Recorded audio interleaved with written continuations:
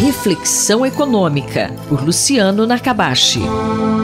Professor Luciano Nakabashi, o governo deve mandar leis complementares da reforma tributária que foi aprovada no ano passado. Tudo indica que deve chegar esta semana no Congresso. Quais são as vantagens, hein? Quando a gente pensa na reforma tributária, são várias as vantagens, né? O sistema tributário brasileiro ele é muito complexo e ela vem no sentido de simplificar. Então você tem 5 impostos que vão se transformar em 2, CBS e IBS, primeiro federal, o outro para estados e municípios. Essa reforma ela vem no sentido primeiro de simplificação, né? Não que são 5 impostos que transformam em 2, mas principalmente uma maior equalização das alíquotas. Quando você pega os impostos no Brasil, as alíquotas sobre bens e serviços elas são muito diferenciadas, seja por política industrial, para estimular determinados setores ou pressão dos próprios setores. Vem no sentido de manter uma alíquota muito próxima ou a mesma para vários setores com algumas exceções. E também entre regiões, né? Quando você pega estados e municípios, eles cobram alíquotas diferentes, dependendo da região. Até para atrair empresas ou por outras políticas ali para estimular determinados setores, né? Então você tem uma diferença muito grande entre as diferentes regiões. Ele é um imposto sobre valor agregado, que só vai incidir sobre o que cada etapa do processo produtivo agrega de valor. Então ele não penaliza aqueles produtos com maior valor agregado, como acontece atualmente.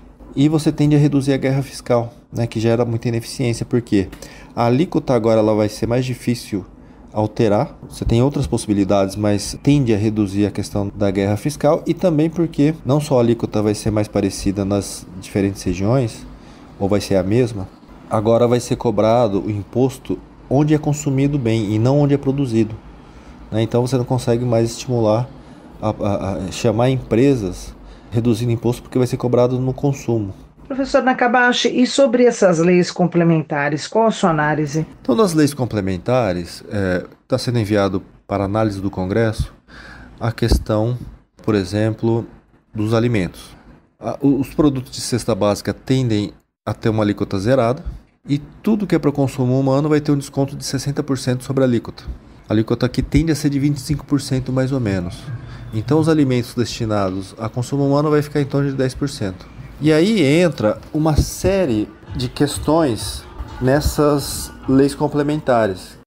A gente já viu muito a questão dos grupos de interesse, né, afetando ali a questão da aprovação da reforma tributária, colocando exceções, e a gente vai ver mais ainda agora nessa questão das leis complementares dos setores tentando reduzir a alíquota para serem favorecidos. E o problema é que isso vai distorcendo a origem dessa reforma tributária, que é equalizar o imposto para deixar mais simples a questão tributária no Brasil e para reduzir ineficiências. Porque quando você tem alíquotas que são diferenciadas, muitas vezes as pessoas consomem não porque elas preferem, mas porque está mais barato, porque paga menos imposto.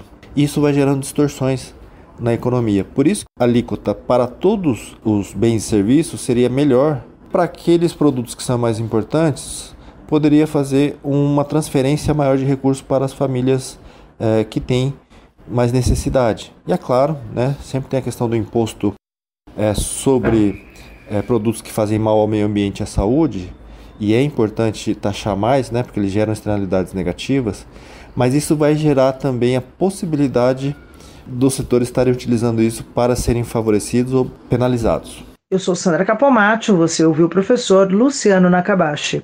Reflexão Econômica, por Luciano Nakabashi.